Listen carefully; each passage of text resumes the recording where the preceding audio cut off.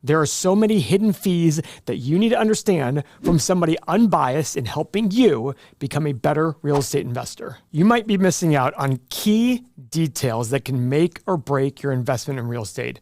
From hidden utility bills to surprise bank fees, here's how to avoid the critical mistakes that could hurt your returns for years to come. Now, you've all heard me take a shit on realtors and brokers, and you're out there saying, no, there are good ones out there. Fact. There are no good ones out there. At the end of the day, they're salespeople. They need to make a living.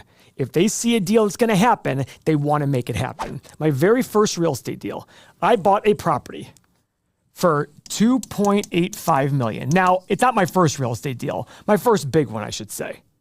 Now, what they didn't tell me, what my broker looked at me in the face and said, I will never let you overpay. What he didn't realize is I overpaid by about $1 million. That's $1 million loss by overpaying. Why? Because he didn't tell me, like most people don't understand, that the property taxes on my property would reset at $2.85 million. At that point, they were based on about $1.2 million. Guys, the first hidden mistake, the first hidden expense that people have in real estate is they take their property taxes based on what the owner is currently paying, not based on the actual local rules of what happens after you buy a property. In most areas, the property tax will at some point in the next 3 years reestablish itself at the price you paid for the property. If you don't think that your local community doesn't want your property taxes going higher, you're a sucker. But I know you're not a sucker because you're watching this video and you want to get better at real estate. But that's exactly what's going to happen. Now, let me give you an example. If you saw 2%, that's $24,000 a year on $1.2 million. Okay. Now, the property tax in that area I'm talking about here, we're about 4%. So at 4%, you're at $48,000. And that's what my broker told me to underwrite for property taxes. He goes, yeah, it's the property taxes. What he didn't tell me was it would rechange to $2.85 million. 4% on 2.85 is like $105,000. That's a big nut right there. It went from $48,000 to $105,000. Guys, can you swallow this? That's insane. And that's what happened to me. That was part of the problem I had by overpaying. Unfortunately, that only accounted for about $800,000 of lost value. The rest of it was the property inspectors that he brought on himself. He hired the property inspectors saying, Paul, I'm going to help manage this property for you. I have the great property inspectors. They came in and they did nothing for me.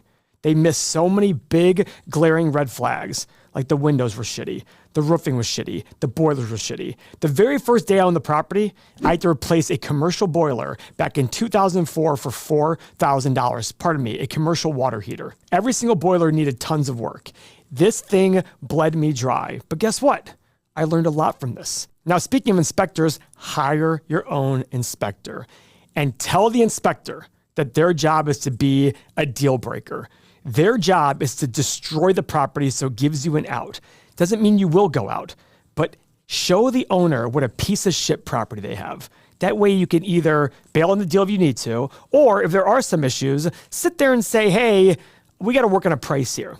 I'm not a big fan of retrading. That's what it's called when you enter into contract on a property with a full intention of asking for a lower price later based on some made up issues. But have your inspector be somebody on your side, not on the broker's side, not on the seller's side. Ask them to give you timelines for replacing critical systems. If a roof is $10,000 and the inspector says, hey, that roof's going to last you 5 more years, you realize you have $2,000 a year in expenses built right in automatically. Make sure you understand these costs. So you have to budget for these upcoming large expenses that will not generate immediate income. Now, this is a lot different than an outdated kitchen. An outdated kitchen is going to be reflected in the rent. You're going to have low rents because the kitchen's shitty. Don't penalize the owner for that. Obviously, use it to your advantage, like, oh, I got to go do all this work, but you're going to get a much bigger jump in rent with the outdated kitchen. These are the ones, the roofs, the HVAC, these ones do not lead to increased revenue immediately. And this is just one mistake that I've seen since then that have caused problems. What's another mistake? Well, you'll see when people finance a property, hey, you buy a property for $500,000, you put 20% down, it's $100,000 out of your pocket. Wrong. What else do you have? The bank who finances that $400,000, they're going to charge you a fee. And if you go to one of those local lenders, they might charge upwards of 5% fee. That's $20,000. Avoid that. Go to your local bank. They should be 1, maybe 1.5% of total fees, including legal fees and things like that, appraisal. You shouldn't have to pay a ton of money for this. Go shop around. I remember I was once doing a deal, and the guy said to me, he's like, I'll take care of you, refinance this 2-family you have. It's great. He didn't ask about the fees. I thought to myself, what could he possibly charge? Day of closing came up, and the fee was 5%. I called him, I go, what's this? He goes, this is standard in the industry. I go, no, it's not. I said, I literally have multifamily properties where I'm charged not even 0.5%. I canceled the deal right then and there because I didn't have to refinance it. And I saved my money doing that. Guys, that 5% on $400,000 is $20,000 up front. That's a lot of money. That can devastate your returns in the long run. Number 3 now, insurance. This is especially true if you're buying from somebody who has a lot of properties. They're going to sit there and they have a blanket insurance policy. And they're going to sit there and guess, and you know what they're going to put on? Some really low number. Guys, very simple. Call an insurance agent. Have them give you a quick estimate of what it's going to be. They can all do it. Give them basic information. Say, what am I looking at? Don't assume the seller's insurance. My insurance, having 1,000 units, it's going to be a lot lower than somebody else who has 50 units. It's very simple. Call an insurance agent. Call several. Get a quote. Even if it's high level, get some sort of information. Till I'm blue in the face. Never listen to a broker. Yours, or especially not the seller. If the seller's broker is giving you numbers, let me ask you a question. Are they trying to give you numbers that make the property more valuable or less valuable if they're selling the property? Of course, they're going to give you information that's more valuable to the property. That is stupid. We just got a deal upstairs literally minutes ago, and they underwrote a management fee of 2.25% management fee. If anybody watching this video right now can find a reputable management company, even an owner-manager who would only charge 2.25%, it's impossible. Yet they underwrite this. Why? Because they're idiots. They're going to show property costs in a more favorable light.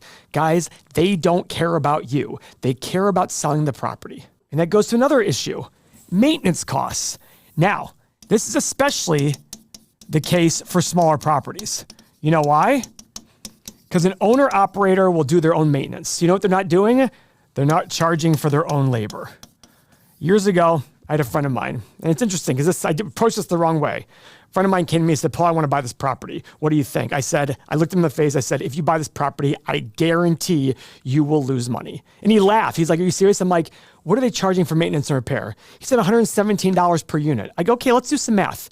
How many units do you think will turn over every year? He's like, about half of them. I said, okay, half of them. How much does it cost to paint a unit? We started doing the math. I go, you're going to spend at least $250 a year per unit just painting. How is it 117? He thought, good point. He asked the selling broker, well, the owner does all the work himself, so he's just charging the supplies.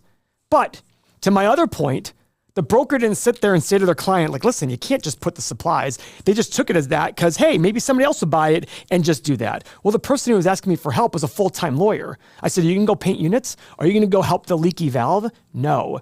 Don't give value to the previous seller because they did their own work for free. You have to manage these costs and manage the property the way it's going to manage for you. Factor in labor costs, even if you do it yourself. Even if it's only $25 or $30 an hour, pay it in there. You shouldn't do work for free. Nobody in this world will, so you shouldn't. Now, another issue we have, and this one, luckily, I didn't have an issue with, but I heard many horror stories. Utility bills. Guys, ask for actual utility bills. That way, if they don't give them to you, you have something to go back on them at. Because guess what people will do? They'll estimate utilities. Always be apprehensive when all the expenses on an expense sheet end in double zeros. That's impossible. Nobody ever has double zeros. That's always my red flag. Oh, insurance was exactly $200 per unit. Oh, utilities were exactly $500 per unit. Oh, property taxes were exactly $1,000 per unit. That doesn't exist. That does not exist. Ask for actual utility bills. Because at the end of the day, they're going to give you estimates. See what they actually were for the entire year. If they're not willing to give them to you, major red flag. And in addition to that, I've heard horror stories where they don't disclose all the utility bills. They wait The property closes and 6 months later, the owner is given a shutoff notice from some utility bill they were never told about.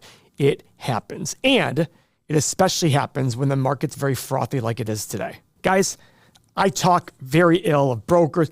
The world of real estate is on your own.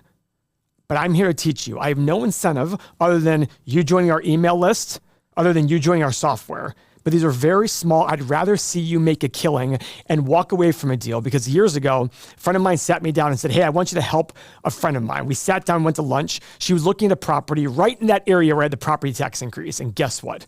She didn't factor in the property tax increase. She bailed on the deal, and to this day, she thanks me for saving her $300,000, because that's what she thinks she would have overpaid by had she not caught that. Where was her broker on that one? I even said to her, I'm like, where's your broker on this one? She's like, I don't know. I'm like, that's the point. They want their commission. So guys, if you like this and you want to learn more about real estate, even if you're not ready right now, but you've always been intrigued, join our email list below. Click on the link, join the email list, and you'll get updated with all the things we talk about. And when you're ready, you'll be that much further along to make the right investment. Thank you for your time.